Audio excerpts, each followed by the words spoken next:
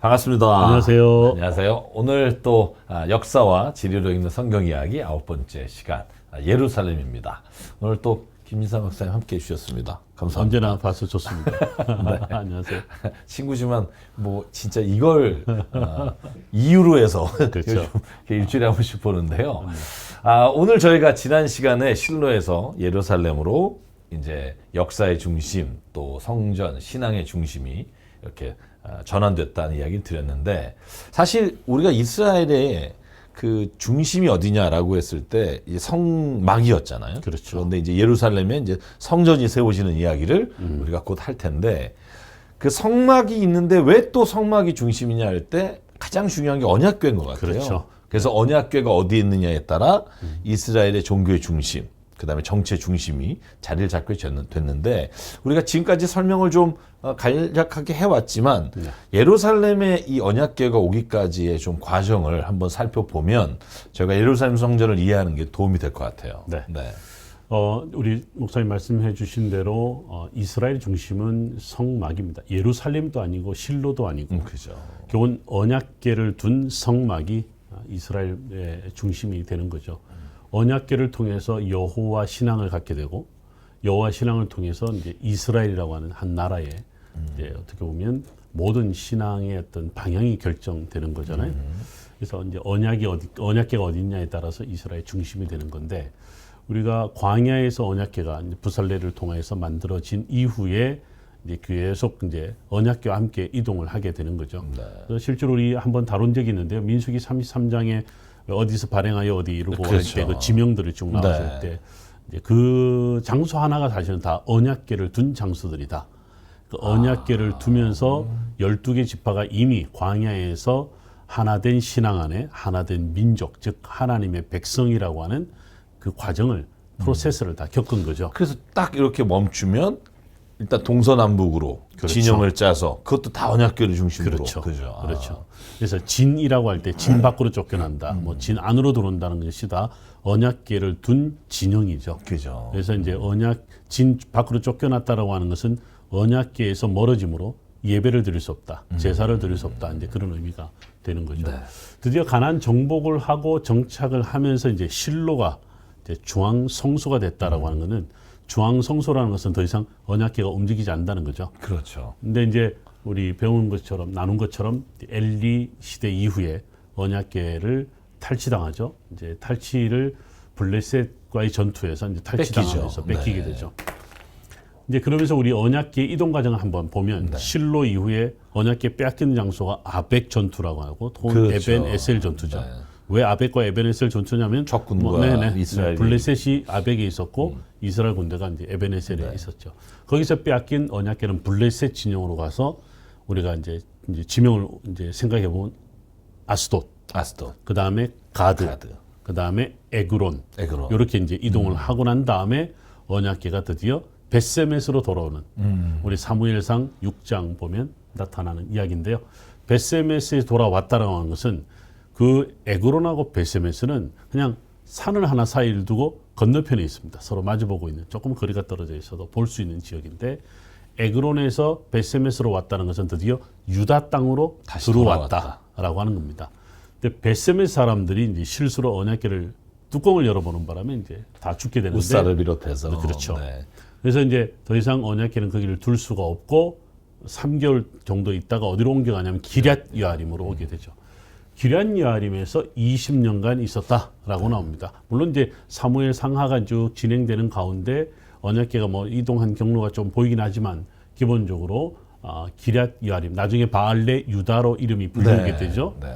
바알레 유다로 사무엘하 6장 1절에 보면 이제 1절 이후에 보면 바알레 유다로 등장하는 이 기럇 여아림에 20년간 있게 되고, 그다음에 이제 다윗이 예루살렘을 정복하고 그다음에 언약궤를 가져오는 이야기. 이게 이제 사무엘하 5장 6장에 등장하게 되죠. 네. 여기 이제 언약궤가 이제 예루살렘까지 오는데, 우리 사무엘하 이제 다윗의 그 성전을 짓고자 하는 열망을 우리가 보게 되죠. 하나님 앞에 간구하죠. 정말 간구하죠.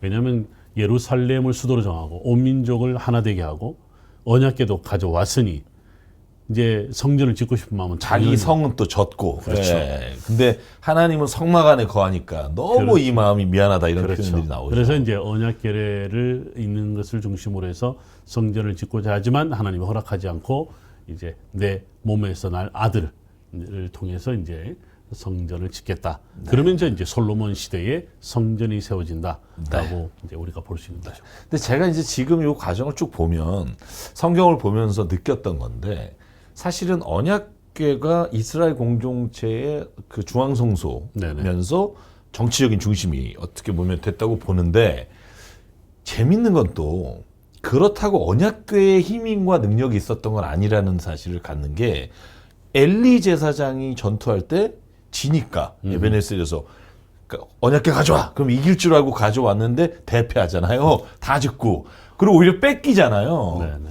근데 또 제가 사무엘하 16장 읽어보면 재밌는 게 다윗이 압살롬에서 쫓겨날 때 제사장과 사독하고 아비아달이 언약궤를 끌고 나와요. 근데 다윗이 다시 들어가라. 언약궤를 성전에 가지고 들어가라. 그래서 둘 다 들어와요. 그런데 다윗이 이겨요. 아니 제가 무슨 생각했냐면 언약궤가 상징적인 하나님이 이 이스라엘 공동체의 중심이다 하는 것은 여전히 유효하지만 그게 언약궤의 힘이 있는 게 아니라 하나님이 함께 하시는 언약궤. 말하자면 이스라엘 공동체가 하나님 안에 있을 때 그 언약궤가 능력과 힘과 하나님의 도우심을 얻지 않았나 그런 생각을 좀 해봤어요 혼자. 오, 왜 저는 처음 뭐 또 틀린 건 아니에요. 아니요. 제가 그냥 성경 읽는 사람으로서 그렇죠. 그런 생각이 목회자로서. 들었어요. 예. 아주 중요한 포인트를 짚어주셨죠. 근데 그렇지만 언약궤가 들락날락하는 이야기도 역시 뭐냐면 언약궤에 여전히 하나님의 임재가 물론 있다. 있죠, 물론. 그러니까 하나님의 이름으로 싸운다. 이제 그런 의미에서 언약궤를 가져갈까 말까 뭐 또는 그 자리에 둬라 이렇게. 그래서 제가 왜 이 생각을 했냐면 오늘날 교회가 정말 많이 코로나 시대에 오히려 지탄을 받는 경우가 있잖아요. 그러니까 교회이기 때문에 하나님이 함께 하실 거다라고 하는 생각들은 좀 위험할 수 있겠다. 물론 기본적으로 언약궤는 하나님의 임재의 상징이고 그 능력이 있음을 믿죠. 교회도 마찬가지지만 근데 교회 안에 하나님이 하나님 되심이 없어지면 교회 안에 힘이 있는 건 아니다. 그렇죠. 역시 그 교회가 하나님에게 잡혀 있을 때 교회는 세상의 빛이 되지만 그렇지 않을 경우에는 오히려 교회가 하나님을 경홀히 여기게 하고 하나님의 이름을 어떻게 보면 망령되이 일컫는 일이 아닌가라는 생각을 요즘 하게 됐어요. 그러다 보니 사무엘하를 요즘 읽고 있는데 그게 눈에 보이는 거예요. 다윗이 돌려보내는 장면이 저 굉장히 요번에 제가 지난주 한 주간 쭉 읽으면서 감동적이었어요. 그 목사님 이야기와 함께 우리가 제가 동의하고 그거는 결국 이스라엘 역사에서 굉장히 중요한 사건으로 연결됩니다. 그래요? 언약궤가 있는 성전이 결국은 파괴당하잖아요. 그러네요. 멸망당하죠. 그거를 하나님이 하셨다. 그 예언서에 보면은 뭐 무수히 하나님이 너 성전 자체가 힘 있는 거 아니야? 뭐 그렇죠. 이런 저도 얘기 요즘에 하셨죠. 예레미야서를 이제 읽고 있습니다만 예레미야는 기본적으로 다윗 왕조도 무너질 거다. 예루살렘 성전도 파괴당할 거다. 이거는 소위 하나님이 이스라엘 백성과 맺은 언약을 파괴하겠다. 그러네요. 왜냐하면 하나님이 없는 성전, 다윗 너에게 후손이 계속 될 거다 약속하셨고 하나님과 약속을 지키지 않는 다윗 왕조 더 이상 의미 없다. 그러나 나는 하나님의 백성을 나의 백성을 그냥 둘 수 없다. 살려야 되겠다. 그래서 성전을 파괴하고 이 언약도 내가 갱신해야 되겠다. 그 시간을 예레미야는 70년이다 하는 시간도 정해 놓죠. 네. 그러니까 70년 동안 예루살렘을 비우겠다. 어떻게 표현하냐면 황폐하게 하겠다. 맞아요. 근데 흥미로운 것은 우리 히브리어도 공부하고 있습니다만 황폐하다는 뜻이 멈추게 하다. 또 쉬게 하다라는 뜻입니다. 그러니까 내가 이 백성을 이 땅에서 살리겠다 하기 위해서 이 땅을 멈추겠다. 백성을 멈추겠다라고 하는 의미가 그 속에 있습니다. 너희가 멈춤으로 다시 나를 볼 수 있게 하겠다는 그렇죠. 의미도 있겠네요. 저번에 우리가 저주를 설명하면서 저주가 끝나는 게 아니라 그걸 위해 살리기 위한 그렇죠. 것과 같은 의미를 그것도 가지고 성전에도 여전히 그런 의미가 있고 다윗 왕조조차도 내가 버리겠다라고 하는 하나님의 아주 준엄한 심판을 우리가 잘 새겨들어야 될 것 같습니다. 아주 정말 이 언약궤를 통해서 우리가 좀 많은 것을 깨닫게 되는 것 같은데요. 그럼 이제 예루살렘으로 이제 들어가면 네. 예루살렘에 이제 성전이 세워지고 네. 또 예루살렘이 이스라엘의 정말 지금까지도 굉장히 중요한 도시인데 예루살렘에서 한 20년 사셨잖아요. 거기서 목회도 하시고 학위도 하시고 뭐 네. 가이드도 하시고 뭐 거기가 거의 인생의 절반을 보냈는데 네. 그러면 한번 좀 오늘 그 예루살렘 전체를 제일 궁금하실 것 같아요. 왜냐하면 이 시청하시는 분들이 아무리 성경에 관심이 있고 또 목회자분들도 계시니까 이스라엘 전체 지도를 놓고 한번 그곳에 어떠한 곳이 있는지 그리고 요게 어떤 의미가 있는지에 대한 설명을 좀 해주시면 좋을 것 같아요. 지금 쓰신 그 성경 지도라는 책에 보면 요게 50쪽에 요 지도가 나와 있거든요. 네네. 보시면서 좀 설명해 주시면 좋을 것 같습니다. 네, 이스라엘을 방문하면 제일 먼저 가보고 싶은 곳이 예루살렘이죠. 그렇죠. 예루살렘을 이제 가면 또 우리가 이제 공항에서 예루살렘으로 이제 갈 때 올라가요.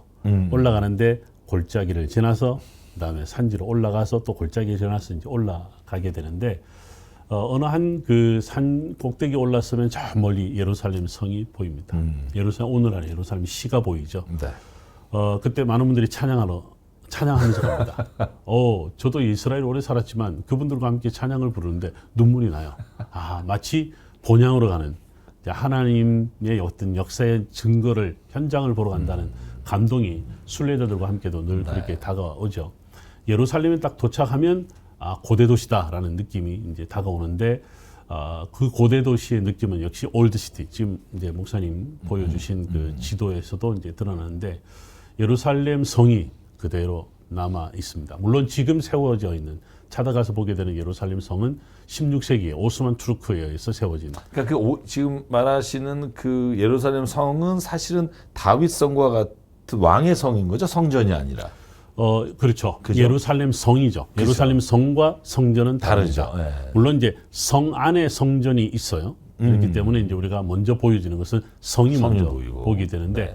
근데 이제 아쉽게도 예수님 시대나 또 솔로몬 시대의 성이나 성전은 현재 예루살렘 성이라고 하는 오스만 투르크 시대에 만들어진 성 밑에 대부분 다 파묻혀져 있어요. 그래요. 그럼에도 불구하고 이제 1948년 이스라엘 독립하고 67년 6.1 전쟁 이후에 오늘의 예루살렘을 되찾은 이제 이스라엘 사람들, 유대인들은 2000년 전에 사라져버린 이제 예루살렘, 그리고 다윗 시대, 솔로몬 시대 예루살렘을 찾고자 하는 노력은 지금까지도 아마 메시아가 오실 때까지 계속해서 이제 진행될 것이다. 그렇죠. 그래서 이제 오늘날의 예루살렘 성을 이스라엘이 점령을 했지만 여전히 그 지역은 팔레스타인과 함께 더불어 살아가는 그러니까 여부수라고 불렸었죠. 평화가 이루어져야 되는 그곳이 팔레스타인과 더불어 살고 있는 그런 곳인데 지금 말씀하신 여부족이 살았던 그곳이 다윗성이 되잖아요. 그렇죠. 그러니까 다윗성이 있는 곳이 팔레스타인 지역이에요. 그래서 이스라엘이 그렇죠. 뭐 다른 문제는 이야기를 하지 않습니다. 어떤 경우로든 이 사람들이 거의 다 가져오게 되죠. 가져오면서 드디어 이제 다윗 시대 예루살렘이 등장하게 된다.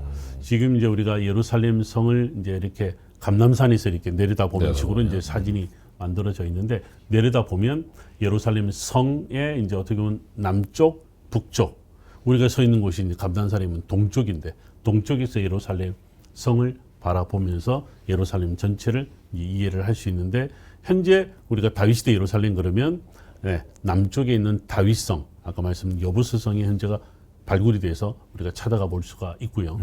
그다음에 이제 예수님 시대의 예루살렘 성은 소위 우리가 말해서 성과 성전은 통곡의 벽이라고 불리는 웨스턴 월이라는 지역에 가면 헤롯 당시 때의 예루살렘 성전과 성벽을 그 지역에 우리가 직접 손으로 만져볼 수가 있습니다. 이제 그것이 이제 올드 시티라고 불리는 예루살렘의 올드 시티라고 하는 이름으로 불리는 지역이죠. 네. 그래서 지금 말씀해 주신 대로 감람산에서 딱 보면 보이는 게 성전의 동편인 거죠. 말하자면. 그렇죠. 그죠. 성전에서 골든 동쪽이죠. 뭐 게이트라고. 골든 불리는. 게이트를 바라보고. 네, 딱 보이고.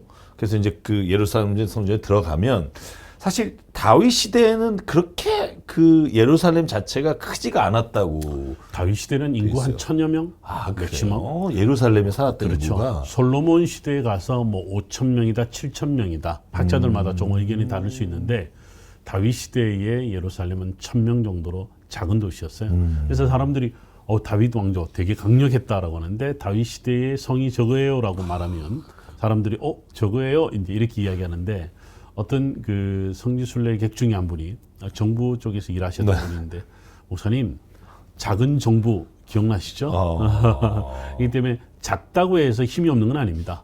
얼마만큼 통치적 영향력을 미쳤는가에 대해서 서로 이제 그 당시에 나라를 어떻게 뭐 규모를 우리가 판가름할 수 있는데 다윗 시대는 충분히 다윗이 성경을 보면 그 주변에 있는 지역들을 다 점령했기 때문에 저렇게 작다고 해서 다윗 시대가 약하다 이렇게 말할 수는 없다. 그래서 책을 보면 수 있습니다. 그 교수님 쓴 책에 그 다윗 시대보다 솔로몬 시대가 거의 2배로 예루살렘 성전의 규모가 커졌다라고 기록돼 있고 그리고 그러면서 이제 땅들이 이제 성전상도 그때 솔로몬 시대에 혹은 뭐 그 이전에도 있었지만 이렇게 더 확장이 됐다라고 돼 있던데 그 규모가 그러면은 솔로몬 시대에는 예루살렘 자체가 성전 있는 곳이나 그러니까 성 자체가 커진 건가요? 지금 이스라엘에 가서 아까 언급한 이스라엘에 가서 보는 16세기 오스만 투르크 시대 예루살렘 성 전체의 넓이는 예수님 시대와 거의 비슷합니다. 아 그래요.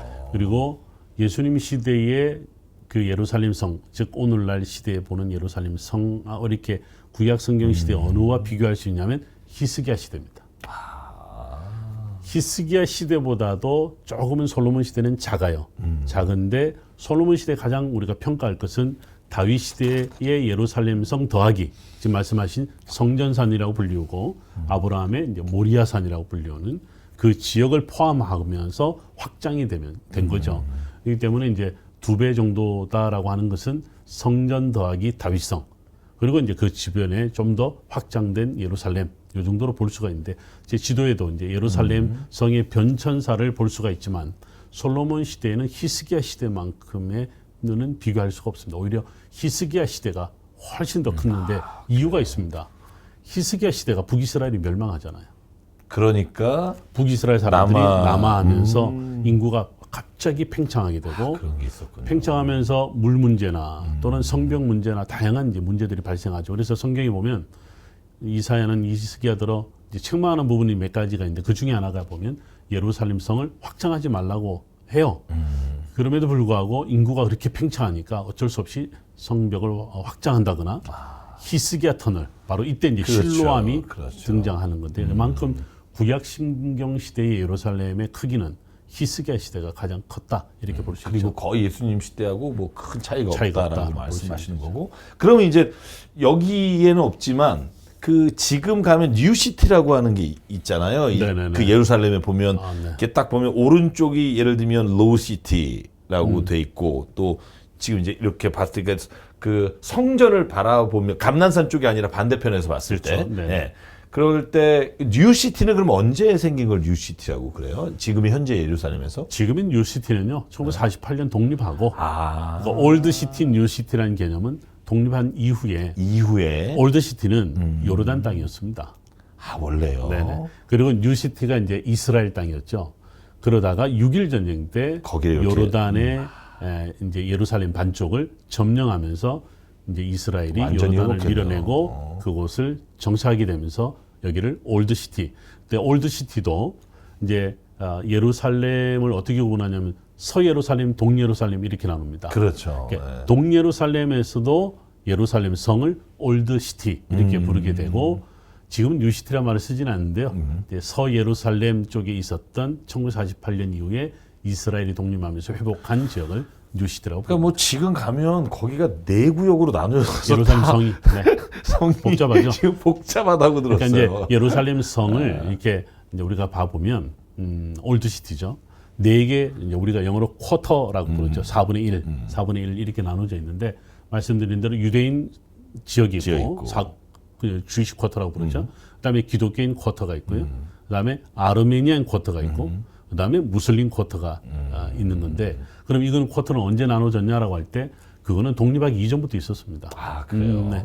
유대인들이 예루살렘에 일부 살았거든요.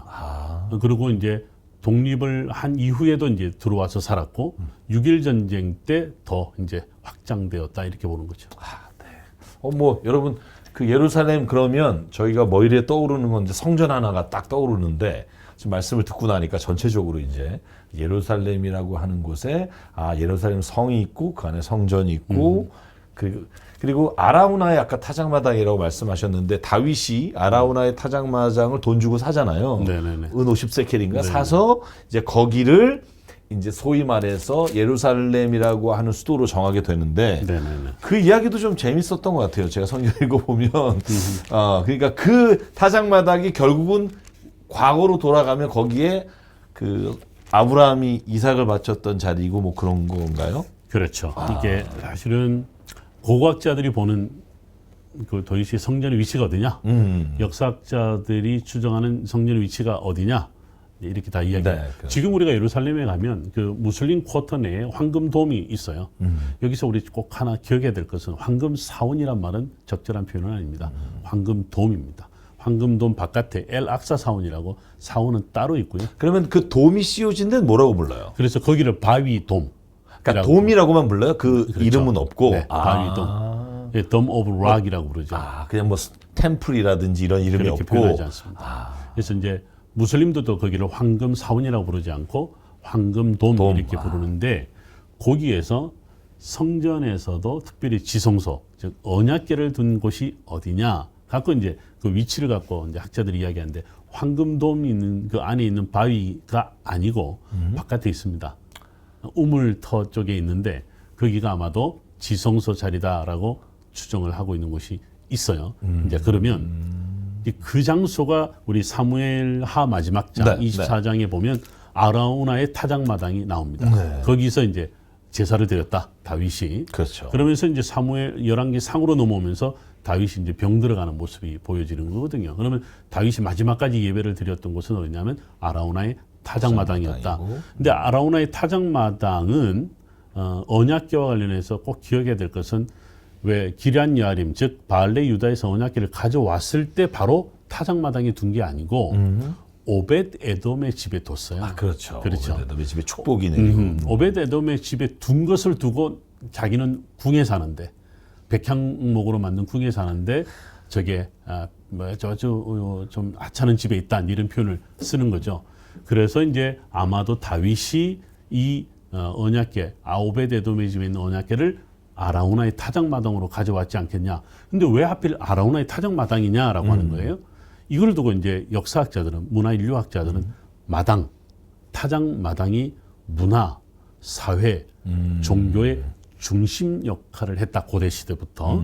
그렇기 때문에 이 아라우나의 타작마당에 언약궤를 두면서 모든 백성들이 와서 축제를 벌이며 그 마당에서 제사를 드렸을 것이다 이렇게 보는 건데, 근데 이제 그럼에도 불구하고 왜 아라우나의 타작마당이냐라고 할 때 이것이 다름 아닌 바로 아브라함이 이삭을 바치려 했던 모리아라고 불리우는 산에 바로 그 장소가 바로 후대의 아라우나의 타작마당이다. 이것이 이제 성전이 들어서게 되는 아까 솔로몬이 성전을 지었다라고 하는 그 역사적 장소로 지금까지 보고 있는 거죠. 그래서 헬라도 아레오바고라고 그러나요? 그런 아레오바고. 네, 그런 어떤 그 마당 혹은 그죠? 이렇게 토론하는 장소들. 그렇죠. 네, 그런 맞습니다. 곳들이 중심이 됐죠. 네, 그렇죠. 그 아레오바고는 우리가 뭐 나중에 이제 아테네 공부할 기회가 네, 있다면 한번 또 가서 이야기해 볼 만하죠. 알겠습니다. 그럼 오늘 이제 예루살렘 전체에 대한 좀 우리가 그 픽처를 가져봤고요. 그리고 이제 책에서 가장 제가 흥미로웠던 게 뭐냐면 예루살렘에 두 개의 골짜기가 있다. 예. 그러니까 기온샘이 있는 기드론 골짜기. 그렇죠. 그리고 우리가 보통 흰놈 골짜기라고 부르는. 그래서 이게 옛날에 아간이었나요? 그 아골 골짜기 막 생각나는데 그런 느낌인데 이 흰놈이 그 신약 시대 온 예수님도 게헨나 이 지옥이라고 부른 어떤 그런 개념으로 불렀는데 이게 굉장히 상극인데 다 예루살렘 주변에 있단 말이죠. 그래서 요게 굉장히 흥미로웠던 것 같아요. 설명을 좀 해주죠. 그 예루살렘에 있는 골짜기 이야기를. 우선 기드론 골짜기 그러면 우리 구약 성경 시대에는 이제 히스기야 터널이나 실로암이나 또 이제 심지어는 다윗이 그 자기 아들 압살롬 때문에 도망갈 때 감남산 오르면서 돌아서서 울죠. 압살롬아, 그렇죠, 압살롬 할 때 울죠. 역시 기드론 골짜기를 지나갔다. 예, 그렇게 이야기하고 뭐 여리고로 내려갈 때 예루살렘에서는 당연히 기드론 골짜기를 지나서 또 가야 되는 것이 동쪽에 위치했다. 그만큼 기드론 골짜기는 어떻게 보면 성전과 함께 있는 골짜기 이렇게 생각이 들고요.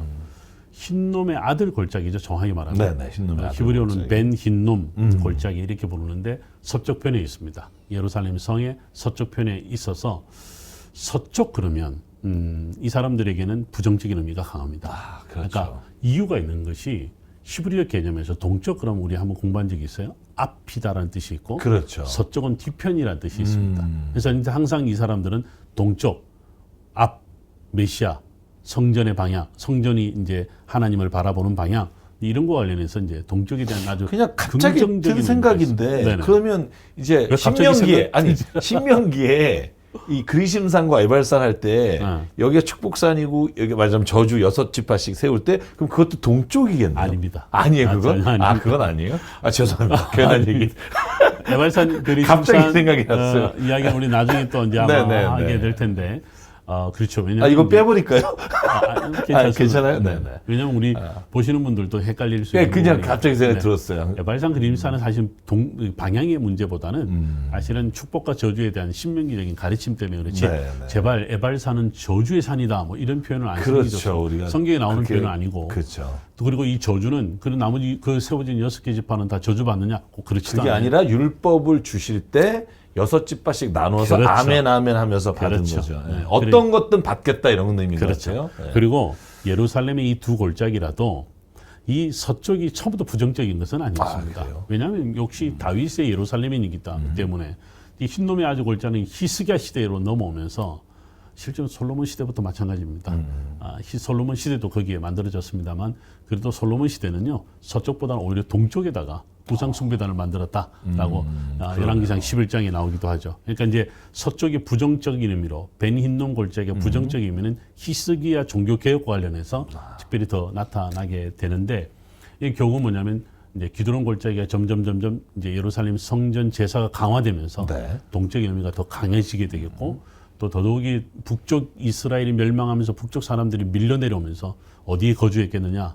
성전 중심은 기존의 남유다 사람들이 이제 거주했다고 한다면 반대편인 다른 지역에 오히려 북이스라엘 사람들이 이제 정착했을 거라고 보고 그들이 가져온 많은 우상들이 아마도 벤흰놈 골짜기에 흰놈의 골짜기에 세워지지 않았나. 그래서 이제 그때부터 이제 전통적으로 기드론 골짜기는 긍정적이다는 걸 넘어서서 메시아니즘과도 관련되어 있습니다. 그래요. 우리가 요엘서나 스가리아서에 보면 판결 골짜기, 여호사밧 골짜기, 심판 골짜기. 그게 기드론 이게 기드론 골짜기 의미하는 건가요? 그러니까 이제 동쪽에 대한 의미가 점점 후대로 가면서 강화되는데 강화된다는 것은 뭐냐면 후대로 가면 갈수록 메시아 사상이 강해진다. 이렇게 보면 거죠. 그것이 어떻게 보면 예수님 시대까지 왔고 예수님 시대에는 그것이 더 극대화됐던 거죠. 그래서 이제 서쪽에 있는 흰놈의 골짜기는 게엔나라고 합니다. 정확하게 말하면 게엔나가 헬라적 표현이에요. 헬라적 표현인데 이 히브리어는 아람어로는 게헨나 이제 이렇게도 부르기도 합니다. 그러니까 이제 지옥이라는 뜻을 갖고 있는 거죠. 이제 그것이 그 표현이 점점 이 골짜기가 어떻게 부정적으로 또는 메시아 사상에서 얼마나 이제 죄악의 어떤 온상처럼 그렇게 보여지는지 그 이름에서 우리가 느껴질 수가 있는 거죠. 네. 저희 김수남 그 박사님하고 제가 예루살렘이랑 성지를 같이 다닌 적이 있는데 이제 저희가 꿈은 거기서 한번 방송해보자 이런 생각을 했었죠. 그날이 예루살렘 이 설명한 걸 이렇게 보면서 같이 네네. 이야기 나누면 얼마나 좋을까 기대하고 그런 있습니다. 생각을 좀 하고 있고요. 그럼 한 가지만 더 이야기하면 오늘 아마 마무리될 것 같은데요. 이제 다윗이 성전을 세우지 못하고 준비를 했는데 정말 있는 돈을 다 모아서 빌려갖고도 그리고 몰빵해서 이제 아들에게 이걸 짓게 하잖아요. 그럼 솔로몬 성전이 그러니까 그 규모만 좀 한번 보고 싶어요. 그러니까 저희가 보통 성전 그러면 뭐 다 아시겠지만 제1성전 시대, 제2성전 시대, 제3까지도 저희가 이제 말을 하잖아요. 그때 솔로몬이 어떻게 보면 제1성전이겠죠. 그렇죠. 그 성전이 제가 얼핏 보니까 이 길이가 거의 18m, 그 다음에 폭이 9m, 높이가 14m라고 이제 여기 성전. 써주셨어요. 성전이. 성전, 네. 네. 그러니까 솔로몬이 세운 성전이 엄청나잖아요. 네네. 왜냐하면 옛날에 성막 때는 그런 규모는 아니었단 말이에요. 50, 그죠? 네. 전체가 다 해서 뭐 그랬고. 그래서 그 성전이 지금은 우리가 이제 그 성전을 보진 못하고 알지 못하지만 그때 당시로도 이 규모는 좀 예수님 시대 즉 이제 헤롯이 만든 네. 성전의 규모는 동쪽 서쪽이 거의 한 450에서 480m 성전의 뜰까지 하면 야. 남쪽이 뭐 한 270, 80m 뭐 이렇게도 보고 직사각형으로 되어 있고요. 특히 이제 우리가 현재까지 좀 우리가 궁금해하는 부분은 뭐냐면 솔로몬 시대의 그 성전이 소위 평평했겠느냐라고 하는 거예요. 왜 그거를 우리가 좀 궁금해하냐면 헤롯 시대의 성전터가 발견이 됐거든요. 네. 그러니까 이제 헤롯은 북쪽과 남쪽에 보면 기울기가 꽤 차이가 납니다. 20m 정도 차이가 나요. 그러니까 평평할 수가 없는 거죠. 북쪽이 높고 남쪽이 낮은 건데 헤롯은 이걸 갖다가 남쪽을 높였어요. 즉 20m를 높여서 성전의 평지를 만들었어요. 근데 그 돌이 무려 500톤, 600톤짜리입니다. 그러니까 헤롯의 성전이 46년 걸렸다는 것이요. 우리 나중에 한번 직접 가서 이제 볼 기회가 있겠습니다만 저도 이제 사진을 통해서 한번 보여드릴 텐데 엄청납니다. 그러면 이 성전을 지을 때 그 돌 크기도 우리가 이제 보면서 놀라지만 이제 규모도 아까 말씀 솔로몬 시대보다는 훨씬 더 큰. 솔로몬 한 7년 걸리지 않았나요? 솔로몬 시대는 우리가 뭐 6년이다 7년이다. 네, 뭐 하여간 그 정도인데 6년이 걸렸으니까. 와, 네. 그리고 뭐 돈도 많이 썼죠. 돈도 많이 썼는데 금으로 완전히 황금으로 다 입혔다라고 정도로 알려져 있으니까 크기나 규모에 대해서는 솔로몬 성전이 뭐 엄청난 솔로몬 성전보다 헤롯 성전이 훨씬 더 컸었다. 그러면 이제 기울기를 이렇게 평탄으로 했겠느냐 아니면 이 기운 상태에서 성전을 세웠겠느냐 하는 걸 아직까지도 우리가 정확하게는 알 수는 없어요. 솔로몬 시대의 성전터를 아직까지 발견을 못했기 때문에 그거는 하나의 이해가 되는데요. 네. 여러 가지 이제 우리가 추정하지만 확실히 이제 1차 성전, 2차 성전을 비교해 보면 헤롯 시대에는 확실히 규모가 몇 배로 컸었다 이렇게 볼 수가 있는 거죠. 네. 그래서 오늘 솔로몬 성전 그 크기 또 규모를 같이 나눠봤고요. 사실 제가 이제 다음 시간에는 저희가 솔로몬 이후에 그 왕들이 이 예루살렘 성전을 어떻게 피폐하게 또 얼마나 이게 온상이 됐는지를 좀 설명하고 오늘은 좀 시간이 다 된 것 같은데 제가 제2성전 하면서 항상 그 머리에 남는 게 뭐냐면 586년 BC 예루살렘 성전이 파괴된 다음에 바벨론 포로로 갔다 돌아와서 다시 성전을 짓잖아요. 저는 그 장면에서 학개서를 읽으면서 이렇게 눈물 나는 장면들이 있어요. 그러니까 옛날에 그런 화려했던 성전을 지금 우리가 지을 수 있겠습니까? 바벨론의 그 백향목으로 지을 수 없다면 그때 하나님이 학개서에 야 뒷산에 있는 나무로 했다고 해서 내가 거기를 경홀히 여기겠냐. 첫 번째 세운 성전보다 내가 여기를 더 귀하게 여기겠다. 이런 말씀들이 있더라고요. 그래서 저희가 예루살렘 성전에 대해서 이렇게 크기를 얘기하고 규모를 말하지만 그게 크기 때문이라기보다는 사실은 얼마나 그 이스라엘 백성에게는 예루살렘 성전이 하나님의 임재하심이 그들에게 얼마나 중요했는지 사실은 그 생각을 다 한번 하게 되는 것 같아요. 그렇죠. 네.